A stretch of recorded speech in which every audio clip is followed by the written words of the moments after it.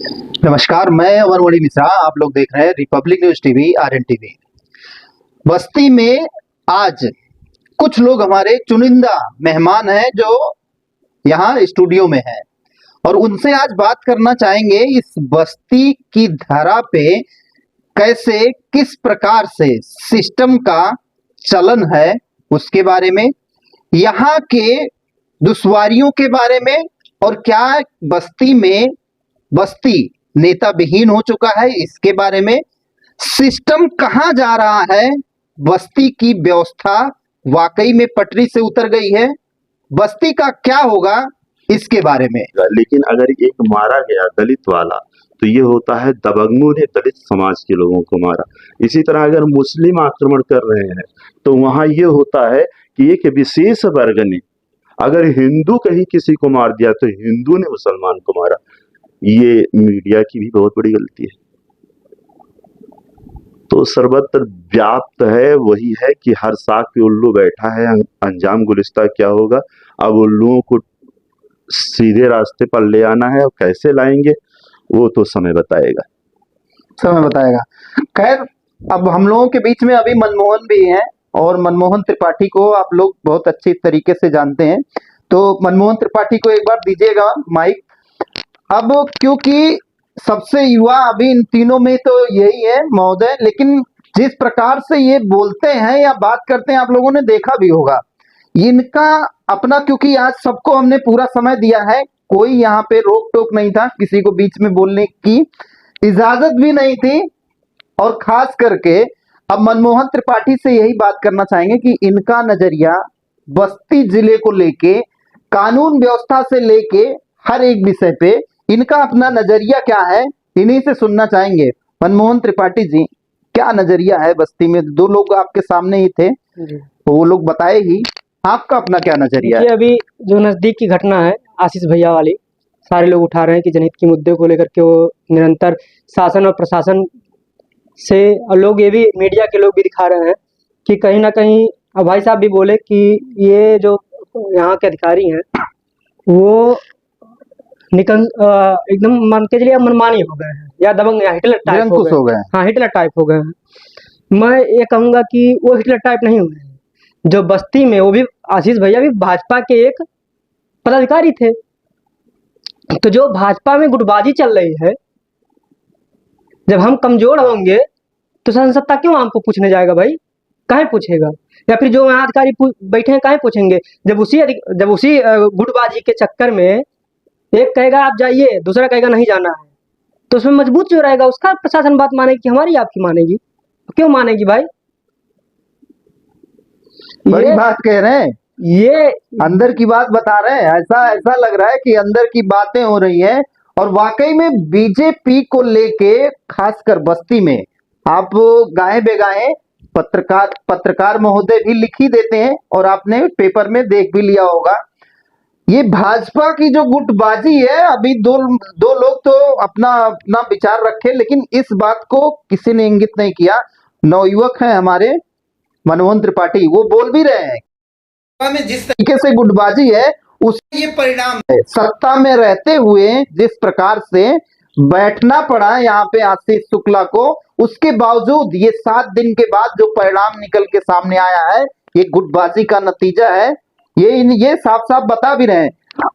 और भी अपने विचार में क्या रखते हैं? मैं बता दूं भाई साहब, तो कोई भी सरकार रहे या कोई भी जनहित पे लड़ने वाला व्यक्ति हो, किसी भी पार्टी का हो, या भी कोई भी यहाँ का नेता हो या नेतृत्व करता हो, जब तक अपने कार्यकर्ताओं को मजबूत नहीं करेगा, तब तक ये कहिए, जब 10 कार्यकर्ता रहेंगे, उसी में से जो प्रतिनिधित्व करने वाले लोग हैं, जब जो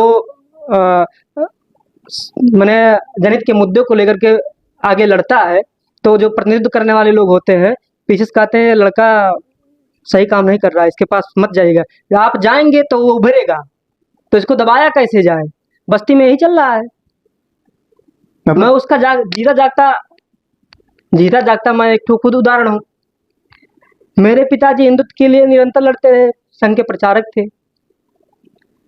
भाजपा की सरकार में केंद्र में भाजपा थी, राज्य में सपा की सरकार थी, ये कहा गया कि आप भगवा झंडा हटा दीजिए, नहीं तो आपका कोटा चला जाएगा। मेरे पिताजी क्या स्वीकारे कि मैं भगवा झंडा नहीं हटाऊंगा, कोटा रहे चाहे ना रहे।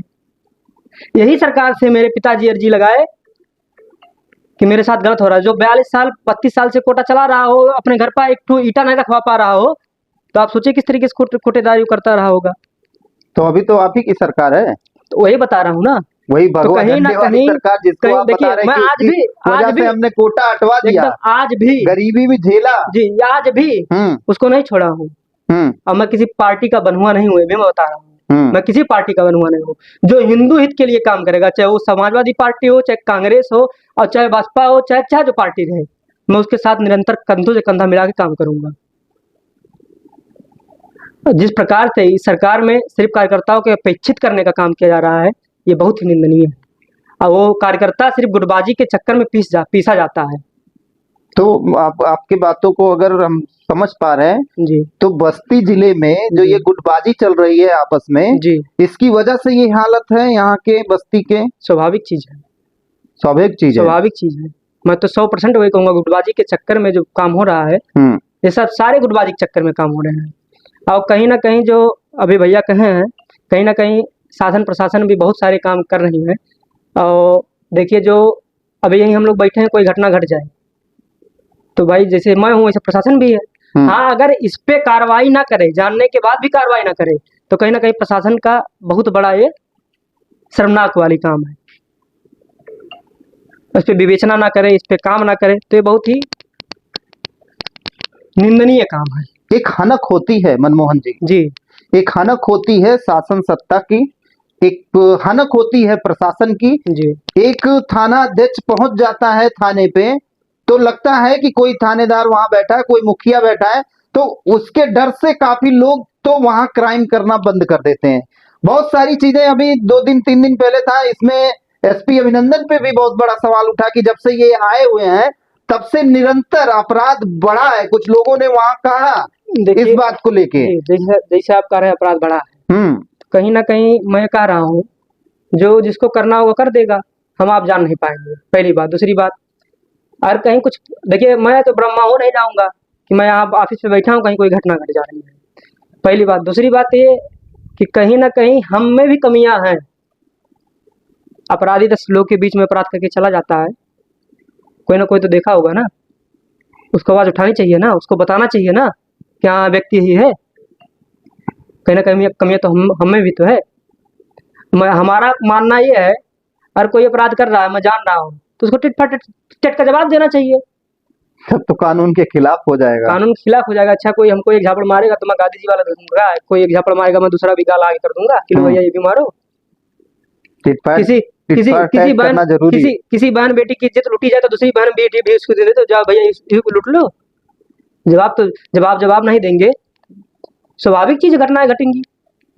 अभी 10 जगह जवाब दीजिए, अभी घटनाएं शांत हो जाएंगी। क्या लगता है मनमोहन त्रिपाठी को कि बस्ती जिले का युवा या बस्ती जिले के लोग या कार्य करें तो बहुत सारी चीजें आसान हो सकती हैं, खास करके आम लोगों के लिए जिसकी सुनी नहीं जा रही है।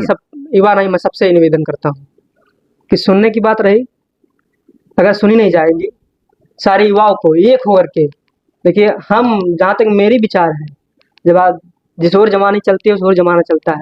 जब आदमी ठान लेगा कि ये करवाऊंगा तो उनको करना पड़ेगा, चाहे शासन हो, चाहे प्रशासन हो, चाहे जो भी, सिर्फ झुकाने वाला चाहिए।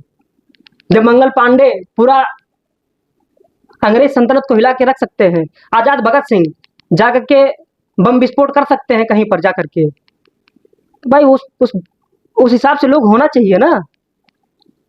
आशीष भैया का अगर उस प्रकार से वहां किया गया तो कहीं ना कहीं अपने में ही कमियां थी, अपने में कमियां थी, अपनों में कमियां। हाँ, जब भी व्यक्ति अपना मार खाता है तो अपनों में कमियां के नाते मार खाता है वो, कि कहीं ना कहीं वो हाईलाइट हो जाएगा, बंदा हाईलाइट हो जाएगा। बड़ी बात कह रहे हैं। खैर, ये आप लोग देखे ही 3 धुरंधर यहाँ पे थे और तीनों महाज्ञानी, और तीनों किसी से डरने वाले नहीं थे। आपने अगर तीनों लोगों की अलग अलग बातें जिस प्रकार से सुनी है, उन तीनों लोगों में कहीं से भी आपको ये नहीं दिखा होगा कि हम सत्ता के खिलाफ नहीं बोलेंगे, हम सत्य नहीं बोलेंगे, हम अगर कोई बातें हो रही है तो उसको दबा के बोलेंगे, ऐसा आपको कहीं दिखा नहीं।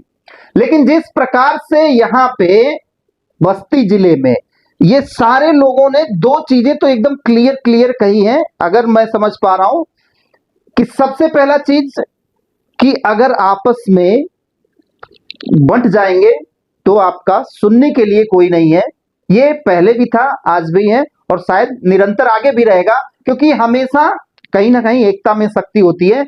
ये बस्ती जिले का दुर्भाग्य है कि लोग ना तो सही चुन पा रहे हैं, ना तो सही कर पा रहे हैं और ना सही से एक साथ आ भी पा रहे हैं।